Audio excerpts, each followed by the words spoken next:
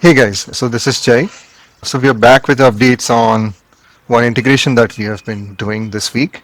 So there are a ton of updates on the unoplat code confluence side too, but we'll have a separate video for that in terms of what we did with the improvement in primitives. So right now, so let's look what unoplat code confluence currently has, right?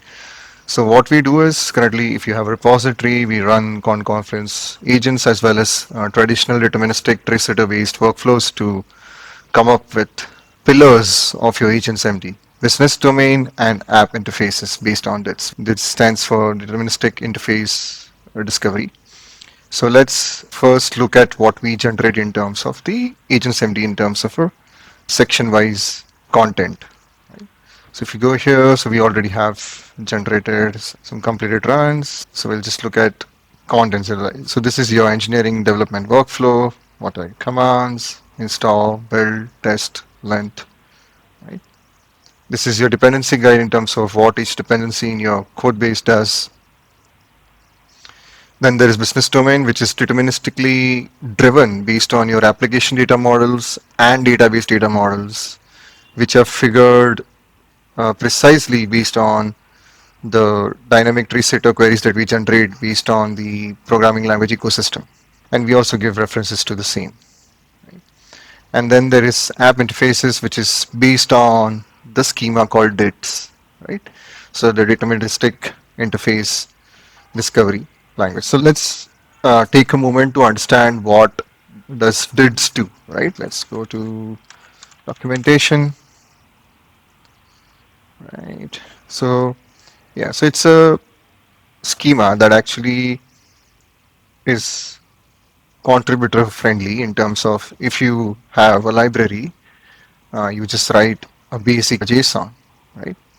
In terms of the basic feature set that library provides, widely used microservice framework called Fast API. So it has multiple capabilities, right? REST API. And so one time a contributor or a maintainer of the library has to define that these are the operations that it supports. Once this is done, we figure out deterministically where is this is present in the code base, right? Now, what capabilities are supported? So this is based on the general software engineering ecosystem that has been evolving since decades. But there are certain things that define the interfaces, client integrations, data storage, security, since a couple of years, the AI and the platform modeling. So we have come up with fixed set of values based on this. So every framework or library gets assigned a subset of these values. So currently we do support Python and TypeScript libraries and frameworks. So based on this, we figure out the important points. Now looking at the output. So if you look here, in the app interfaces, there are three types of constructs that we follow based on the DIT schema that we just saw. One is HTTP inbound constructs, outbound constructs, and internal constructs, right? Like where data is flowing outside, where data is coming inside, and there are things that you do in between in terms of doing some scheduling, doing some queuing, stuff like that. So here also we ensure we figure out the precise file location with the code span in terms of line numbers. Yeah. But today we are going to talk about an important piece of open source software that is open metadata. So what open metadata is gives you a 360-degree view of all of your data sources and also tracks the lineage and gives you the data mesh view of the organization. It also does collaboration as well as governance. So currently, let's go. Yeah, currently it supports a lot of ton of connectors, right? And like you name it, every single database, dashboard, like message brokers, pipelines like ETL pipelines like Flink, all of it. It supports all of it. But it misses out on one important data source. That is the source of truth. That is the source code. So we saw opportunity here. Why not close the loop and actually tie up the entire data view with the source of truth? So that is what we attempted to do this week in terms of integration. So if you see today, open metadata will give you a catalog and will help you govern that catalog, organize that catalog, do collaboration on that catalog. But then when the query comes, where is this code that does this? There's no way to tie these two things up. So that's where Code Confluence developed a custom connector for this week, where we actually ingest all of this sections that we saw per code base per repository into open metadata so that we get end-to-end discovery and tracking. One is that. Second, open metadata can also become the div wiki for the products as well as coding agents. Right? So we'll also look how it looks inside open metadata and why this is possible.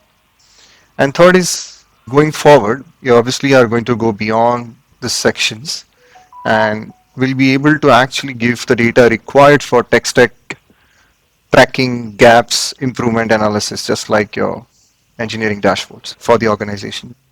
Okay, let's look at a demo. Yeah, so we have been running open metadata locally. So we have captured the steps as part of it here. I think we just closed a PR today. It should be here. Yep.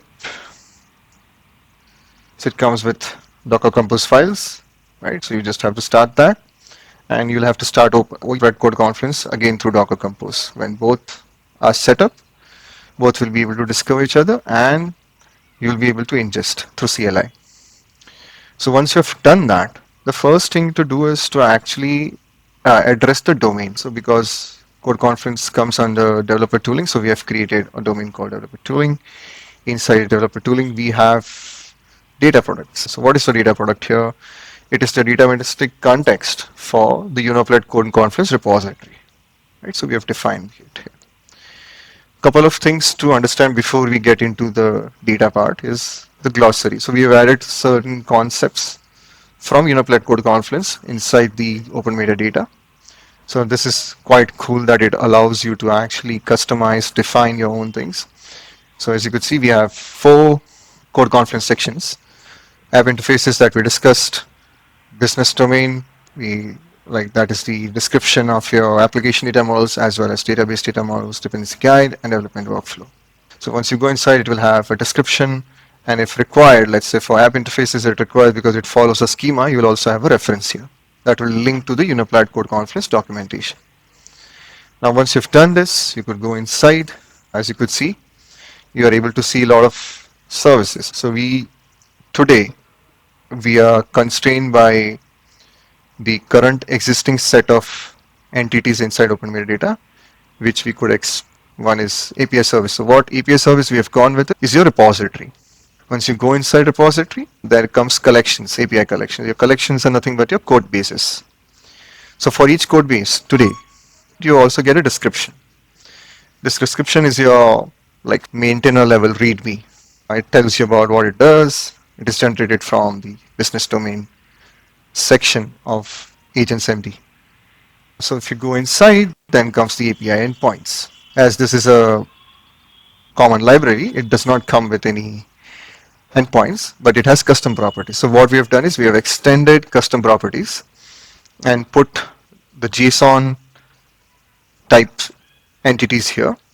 So this obviously needs better schema, but right now, because of the constraints, we have gone ahead with the JSON based types. So you have business logic, you have dependencies. If you just look, and you will have the purpose and stuff, and you will also have the development workflow. Now, if you go back, let's go back. Let's look at something that has. So this particular code base has a lot of HTTP endpoints too, right? HTTP endpoints are something that is native to open metadata, but we have gone a step ahead. If you look at the description of an endpoint, you'll be able to find the evidence linking to the actual source code with line and a matching text for the agent to actually do the right grep. And again, the same custom properties. And all of this have the same glossary terms. Yeah, that's it. Thank you. See you guys in the next one.